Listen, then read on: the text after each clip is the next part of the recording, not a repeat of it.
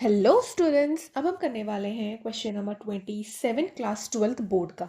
फटाफट क्वेश्चन देखते हैं। Arrange the following compounds in increasing order of their boiling points. ये आपको 3 कंपाउंड दिए हुए हैं, इसमें आपको इसके इंक्रीजिंग ऑर्डर पे अरेंज करना है। किसके बेसिस पे? बॉइलिंग पॉइंट के बेसिस पे। सबसे पहले एक एक करके देखते हैं, है ना। हमारा सबसे पहला दिया हुआ है CH3 का टॉइस एंड NH। अब फटाफट सोचो कि इस कंपाउंड का क्या नाम होगा। इस कंपाउंड का नाम होगा, बिल्कुल सही सोच रहे हो, डाई मिथाइल अमाइन। ठीक है, क्या नाम होगा इसका? डाई मिथाइल अमाइन इसका नाम है। अब इसमें आप देख सकते हो कि यहाँ पे नाइट्रोजन के पास कितने हाइड्रोजन है? ओनली सिंगल हाइड्रोजन है। और अगर यहाँ पे सिंगल हाइड्रोजन है मतलब ये क्या है हमारा? ये हमारा सेकेंडरी अमाइन है। ठीक है, ये हमारा क्या है? सेकेंडरी अमाइन है। अगर आप मॉलिक्यूलर मासेस के बेस पे देखोगे तो आप देखोगे कि तीनों के ऑलमोस्ट सेम सेम है, तो यहाँ पे उस फैक्टर को नहीं लोगे। यहाँ पे आप देखोगे कि नाइट्रोजन के पास कितने हाइड्रोजन है? ओनली 1 हाइड्रोजन है, मतलब ये सेकेंडरी अमाइन है। तो इस कारण इसकी जो बॉइलिंग पॉइंट है ना वो कम होगी। ठीक है, उसके बाद सेकेंड वाला देखते हैं। सेकेंड वाला हमारा दिया हुआ है CH3 CH2 NH2। इस कंपाउंड का क्या नाम है? इथाइल अमाइन, है ना, इथाइल अमाइन। अब यहाँ पे आप नोटिस करोगे, अगर इथाइल अमाइन में, तो यहाँ पे नाइट्रोजन के पास कितना हाइड्रोजन है? 2 है, मतलब ये हमारा क्या है? प्राइमरी अमाइन है। क्या है? Primary amine. ठीक है, और यहाँ पे 2, अगर आपके पास हाइड्रोजन है तो 2 हाइड्रोजन यहाँ पे पार्टिसिपेट कर सकते हैं। अच्छा, किस में कर सकते हैं? तो एक चीज ध्यान रखना, आप बॉइलिंग पॉइंट के 2 बेसिस पे आप निकाल सकते हो।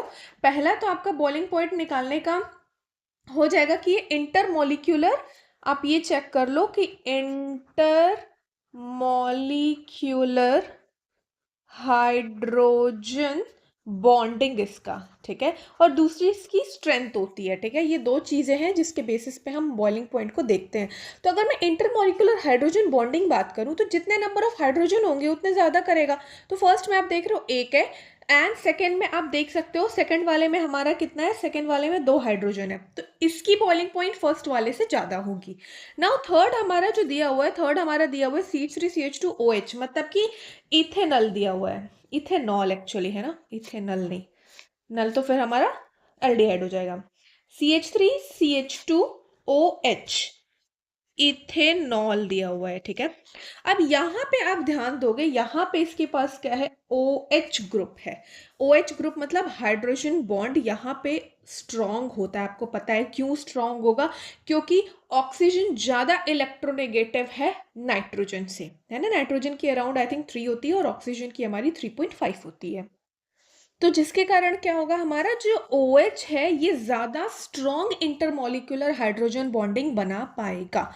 इसका मतलब जो आपका इंक्रीजिंग ऑर्डर जो आपको बनाना है वो क्या बनेगा? सबसे पहले हमारा आ जाएगा इंक्रीजिंग बनाना। सबसे पहले हम सबसे लो वाला लिखेंगे। तो सबसे लो वाला जो हमारा है वो है डाईमिथाइल अमाइन, है ना, डाईमिथाइल अमाइन। उससे ज्यादा हमारा है इथाइल अमाइन का, है ना, तो CH3CH2NH2 हो जाएगा। एंड उससे ज्यादा हमारे इथेनॉल का CH3CH2OH। ये हमारा इंक्रीजिंग ऑर्डर हमको यहाँ पे देखने को मिलेगा। ओके, नेक्स्ट बी पार्ट करते हैं। Give plausible explanation for each of the following. यहाँ मत सोचना कि इसने पॉसिबल की स्पेलिंग गलत लिख दी है, ऐसा कुछ भी नहीं है, उसने सही लिखा है। अगर तुम्हें सोच रहे हो तुमको इंग्लिश कम आती है, इसका मतलब है कि जो भी पॉसिबल रीजन हो सकता है करेक्टली आपको वो लिखना है। जो आप अपने मन से बना के लिखते हो ना, वो नहीं लिखना है यहाँ पे। ठीक है, so first one is aromatic primary amines can not be prepare by Gabriel phthalimide synthesis. ठीक है, तो जो आपका एरोमेटिक प्राइमरी अमाइन होता है वो क्यों आप गैब्रियल थैलामाइड सिंथेसिस से नहीं कर सकते हो? ओके, अगर आपने एनसीईआरटी रीड कर रखी है और ये चैप्टर आप अच्छे से पढ़े हो तो आपको इस क्वेश्चन में तो कोई वो नहीं आएगा, है ना, बिल्कुल नहीं फंसोगे। बट फिर भी मैं आपको याद दिला देती हूँ कि क्यों ऐसा उसने लिखा हुआ है, क्यों क्वेश्चन पूछा और इसका आंसर क्या होगा। जो हमारा गैब्रियल थैलामाइड सिंथेसिस है वो हमारा काम करता है SN2 मैकेनिज्म पे। ठीक है, किस पे करता है? SN2 मैकेनिज्म, मतलब सब्स्टिट्यूशन रिएक्शन करता है। ये सब्स्टिट्यूशन न्यूक्लियोफिलिक रिएक्शन करता है, जो कि SN2 हमारा इसमें देखने को मिलता है। इसमें क्या होता है, जो हमारा न्यूक्लियोफिलिक थैलेमाइड एनायन होता है, वो हमारा डिस्प्लेस करता है हैलाइड को, किसके, एल्काइल हैलाइड को, है ना, एल्काइल हैलाइड के हैलाइड को रिप्लेस करता है और पीछे से अटैक करता है ये, और ये खुद जाके वहां पे जुड़ जाता है और फॉर्म करता है एन एल्काइल थैलेमाइड, है ना, थैलेमाइड। ठीक है, मैंने सही लिखा है ना? ओके, हाँ। उसके आगे क्या होता है, उसके आगे आप हाइड्रोलिसिस करते हो तो आपको, इसके आगे जब आप हाइड्रोलिसिस करते हो तो यहाँ पे आपको प्राइमरी अमीन देखने को मिलता है। नाउ मान लो आपने ले लिया है एरोमेटिक अमाइन, ले लिया है आपने, ठीक है, हमने क्या ले लिया, एरोमेटिक अमाइन। तो अगर आपको एरोमेटिक प्राइमरी अमाइन फॉर्म करना है तो आपको पता है यहाँ पे आपको एल्काइल हैलाइड ना लेके आपको एराइल हैलाइड लेना पड़ेगा, है ना। आप क्या लोगे, एराइल हैलाइड लोगे, ठीक है। एराइल हैलाइड मतलब कोई भी एरोमेटिक स्ट्रक्चर में आप ये लगा लो, ठीक है, आपको ये लेना पड़ेगा। जब आप ये यूज करोगे तो ये जो है यहाँ पे क्या होता है ना, SN2 रिएक्शन इजीली नहीं होता है। क्यों नहीं होता है, क्योंकि यहाँ पे हमारा हो रहा है रेजोनेंस। रेजोनेंस होने के कारण इसके पास पार्शियल डबल बॉन्ड कैरेक्टर आ जाता है, ठीक है, पार्शियल डबल बॉन्ड इसके पास कैरेक्टर आ गया। अब ये कैरेक्टर आने के कारण क्या होता है कि ये रिंग हमारा एक तरीके से डिफिकल्ट बना देता है न्यूक्लियोफाइल के लिए कि वो इस पे अटैक कर सके। ठीक है, बात समझ आई। इसीलिए जब हम एरोमेटिक फॉर्म करते हैं प्राइमरी अमाइन तो पॉसिबल नहीं है, ठीक है। तो इसका अगर आपको रीजन लिखना है तो आप ये लिख सकते हो, बिकॉज जो हमारा एराइल हैलाइड होते हैं, because aryl halide do not undergo nucleophilic nucleophilic substitution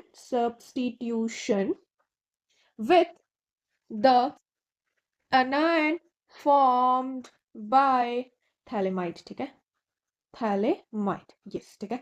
जो कि हमारा प्राइमरी अमाइन जब हम एल्काइल हैलाइड ले रहे थे तो वो इजीली कर पा रहा था, लेकिन अब जब आप एराइल हैलाइड लेते हो तो उसमें रेजोनेंस हो जाता है जिसके कारण पार्शियल डबल बॉन्ड कैरेक्टर आ जाता है, तो वहां पे SN2 करना बहुत डिफिकल्ट हो जाता है और न्यूक्लियोफाइल वहां अटैक नहीं कर पाता है। इसलिए aromatic primary amine Gabriel phthalimide synthesis से बनाना पॉसिबल नहीं है, ठीक है, बात समझ आ गई? ओके, सेकेंड पार्ट देखते हैं। सेकेंड आपका दिया हुआ है amides are less basic than amides, ठीक है। क्यों, आपको रीजन बताना है कि क्यों अमाइड जो है हमारा वो क्या होता है, लेस बेसिक होता है हमारे अमाइन से। तो सबसे पहले तो हम इसके स्ट्रक्चर देखते हैं। सेकेंड वन हमारा है ना, हमारा अमाइन बोला है, अमाइन मतलब मैं RNH2 ले लेती हूँ, ठीक है, दिस इज सिंपल अमाइन, है ना। और अमाइड बोला है, अमाइड बुक का मतलब हो गया R C double bond ONH2। तो मैं यहाँ पे दोनों को प्राइमरी अमाइन और प्राइमरी अमाइड ले रही हूँ। ओके, तो सबसे पहले अगर आप अमाइड में ध्यान दोगे तो अमाइड में आप देख पा रहे हो यहाँ पे नाइट्रोजन के पास लोन पेयर होगा और यहाँ पे कार्बोनिल ग्रुप है, जिसके कारण यहाँ पे ये क्या होगा, हो जाएगा, रेजोनेंस हो जाएगा, है ना। क्या हो जाएगा, यहाँ पे हमारा रेजोनेंस हो जाएगा। और रेजोनेंस होने के कारण आप देख सकते हो कि जो हमारा कार्बन और नाइट्रोजन के बीच का जो बॉन्ड है इसके पास पार्शियल डबल बॉन्ड कैरेक्टर आ जाएगा, है ना। क्या आ जाएगा, पार्शियल डबल बॉन्ड कैरेक्टर हमारा यहाँ पे आ गया है और ये रेजोनेंस में पूरा इन्वॉल्व हो जाएगा। और अगर आप बेसिक की बात करोगे, है ना, जो हम बेसिसिटी बोलते हैं, तो वो स्ट्रॉन्ग बेस होता है जिसका जो लोन पेयर होता है, ठीक है, ध्यान रखना, क्या है, जो लोन पेयर होता है वो इजिली अवेलेबल हो प्रोटोनेशन के लिए, ठीक है, lone pair available for protonation, ये बात बहुत अच्छे से आप याद रखना, ठीक है ना। ये प्रोटोनेशन के लिए हमारे काम आता है, ठीक है, मतलब प्रोटोनेशन वही करेगा। तो यहाँ पे आप देख सकते हो अमाइड में क्या हो रहा है कि आपका जो पूरा ये रेजोनेंस में इन्वॉल्व हो जा रहा है और डबल बॉन्ड कैरेक्टर्स यहाँ पे देखने को मिलेंगे आपको। तो क्या ये प्रोटोनेशन करेगा, इजिली नहीं करेगा। वहीं आप देख सकते हो अमाइन में यहाँ पे भी इसके पास लोन पेयर होगा, लेकिन यहाँ पे आपको कोई भी रेजोनेंस देखने को नहीं मिल रहा है ना, रेजोनेंस देखने को नहीं मिल रहा है, इसलिए यहाँ पे प्रोटोनेशन हमारा पॉसिबल है इजीली। तो कौन सा बेसिक होगा ज्यादा, बताओ। ऑब्वियसली अमाइन ज्यादा बेसिक हो जाएगा हमारा अमाइड से, तो आपका यही रीजन है, क्योंकि उसके पास क्या नहीं है, उसके पास हाइड्रोजन फ्री नहीं है, वो रेजोनेंस में पूरे इन्वॉल्व है, और इसके पास फ्री है।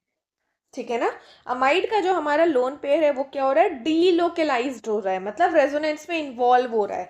वही जो हमारा अमाइन का जो लोन पेयर है वो लोकेलाइज्ड है, मतलब वो लोकेलाइज्ड, डीलोकेलाइज्ड, आई होप आपको पता होगा। लोकेलाइज्ड मतलब कि वो अपनी जगह से चेंज होके वो रेजोनेंस कर सकता है, लोकेलाइज्ड मतलब रेजोनेंस नहीं करेगा, वो अपने ही जगह पे रहेगा। ठीक है, तो अगर लोकेलाइज्ड आपका लोन पेयर है, ठीक है, और प्रोटोनेशन के लिए अवेलेबल है, तो वो ज़्यादा हमारा बेसिक माना जाता है, इसीलिए हमारा अमाइन ज़्यादा बेसिक है एज कंपेयर टू हमारे अमाइड। आई होप आपको समझ आया होगा। Thank you.